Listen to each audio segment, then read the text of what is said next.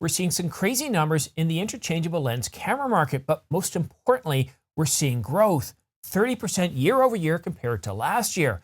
But will this trend continue? Details coming up, but first, I encourage you to subscribe and choose all notifications so you're kept informed on the latest camera gear, news, and rumors. Camera sales are up 34.5% year over year in September. While 2022 started off with a slight drop in February, the market grew steadily after that, performing much better than 2020 up to August. With the announcement of the Sony a7R5, the third quarter can expect a boost in sales, and the price drop of the Canon EOS R6 will help drive Canon sales until the R6 Mark II ships in December. Will we get a big boost in 2022 from the Canon R6 Mark II? Well, that depends on if Canon can make enough of them and ship them out early in the month. The release of the Panasonic GH6 and the OM Systems OM1, both Micro Four Thirds cameras, gave a boost to camera sales in the spring. Then Fuji released the X-H2 and the X-H2S, giving a further boost mid-year. Then Sony released the FX30, followed by the Sony a7R5, giving a boost to the fourth quarter. Though I wonder, is the FX30 classified as an interchangeable lens camera or a cinema camera? I mean, obviously, you can change the lenses out, but it's also being called a cinema camera. I'll have to check with CIPA on that. We could get enough shipments in 2022 to make this the best year in camera sales since 2019. It seems almost crazy to see a recovery like this after the 20s began so horribly. Taking a look here back at 2020, we can see that the year started off quite well in January and February, and then took a rather huge dive. And this is not surprising considering what was going on in the world at the time. Basically, all industries were shutting down, people were being sent home, nobody was working, and we didn't really know how the world was going to end up. However, as news started to come out about a new Canon camera, the R5, a camera that was quoted as leapfrogging the competition, that was announced in July, along with the Canon EOS R6, and then at the end of the month, we had the Sony a7S III, two cameras that were hotly desired by their own customer base.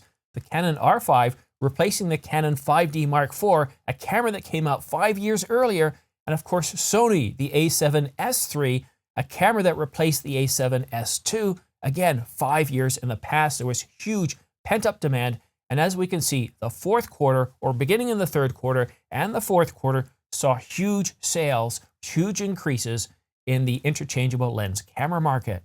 And then we entered 2021, a year where many of us, including myself, had hoped for a much better year in camera sales. And again, we did see a bit of a dip in February, but then things rebounded with some camera announcements before dropping back down in April, March, May, not starting a rather anemic recovery in July before peaking in October before dipping back down again, proving that calls for a recovery were far too optimistic. 2022 started off by mirroring 2021, but with sales down comparatively year over year. But then in March, that's where things started to improve, and we saw further improvements in April. And while things did dip down again in May, June, and July, the market began recovering in July, August, September, and again another boost in October. And while 2022 started off mirroring 2021 with January and February, sales lagged behind 2021 in March, April, and May, with camera sales starting to pick up, boosting further in July and August, and then being rather flat in September. But if you look at the year overall, right from February onwards, the camera market in 2022 has been getting better slowly but surely each month with all the new camera announcements that we've been getting.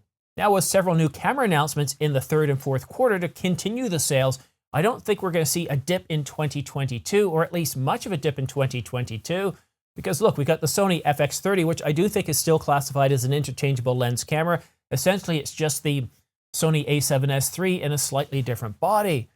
So we got the FX30, we got the Sony a7R5, which will give a boost to fourth quarter sales. And now we have the Canon EOS R6 Mark II. And while we won't have the Canon EOS R6 Mark II shipping until December, prices for the Canon EOS R6 Mark I have already dropped anywhere from $200 to £200. So that will start to boost sales of the Canon EOS R6. So that will help to boost sales in the early part of the fourth quarter, leading to, I think, what is going to be the best year in camera sales since, well, the last decade, 2019. But there is another crazy story that we can see in the CIPA numbers.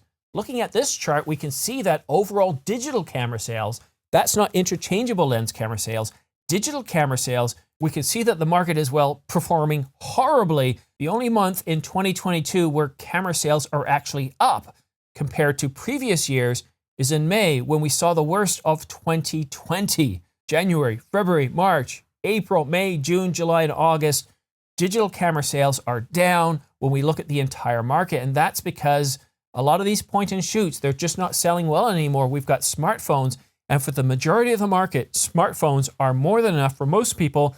And while, yes, they don't perform very well in low light, and video is quite terrible in low light, they are giving people what they need in a device that is with them all the time. Need to snap a photo or a video?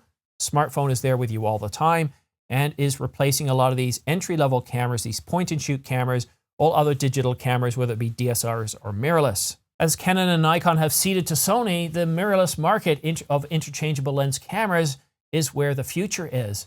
Gone are DSLRs. We're not seeing any new cameras made, well, with the exception of Pentax, but we all know where Pentax is in the market. They're in the basement.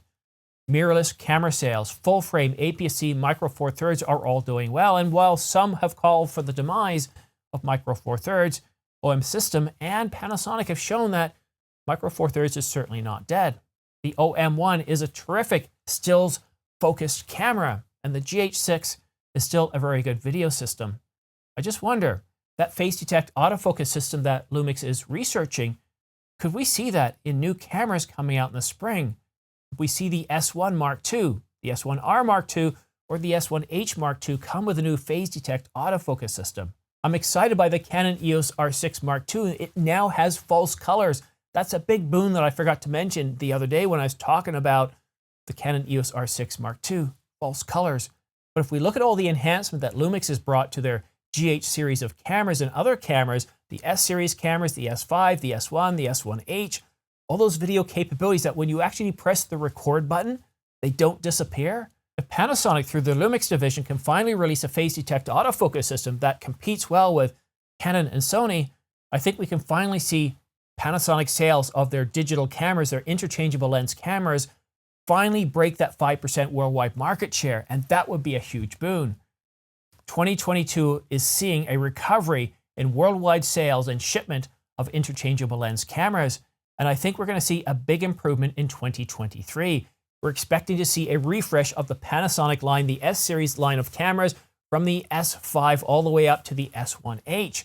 Canon's supposed to be delivering, after a 2-year wait, their flagship mirrorless camera, the R1.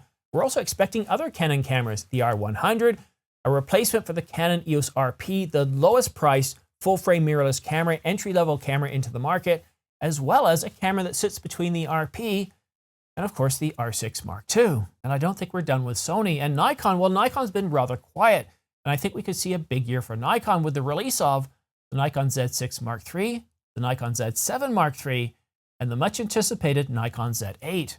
Nikon proved with the Z9 that they know how to make cameras and that they can make a decent, no, a very good flagship mirrorless camera in the Nikon Z9. 8K video up to 60 frames per second. It has Apple ProRes. It can shoot up to a staggering 120 frames per second at 11 megapixels. And of course, it can shoot lossless RAW, 20 frames per second, with an incredible bitrate of 1.2 gigabytes per second. It's an incredible camera, leading us to believe, what will the Z8 be? A mini Z9? Well, only time will tell. And I think we can start to see major camera announcements as early as the second week of January, which doesn't seem so far away anymore, especially with the chill in the air right now. And of course, it's dark outside. It's early. What is it, 5 o'clock in the morning? No, 5:30. Anyways, it's early in the morning. But what I want to leave you with is this. If you want to stay up to date on all the latest camera news and rumors from all the brands, from all the models, go ahead and hit the subscribe button, but make sure you choose all notifications right down there, because by choosing all notifications, as soon as I publish a video like this one here, you'll get notified by YouTube, so that way you can stay up to date on all the latest camera news and rumors. And that saves you from scrubbing all the Twitter feeds, RSS feeds, any other feeds you can think about, your favorite websites and YouTube channels. When you're in a rush, when you're starting off your day, come to The Ordinary Filmmaker, subscribe and choose all notifications. I have all the major news stories from all the major brands, all right here on one channel. But that's it for now. Thank you so much for watching. We'll see you again soon.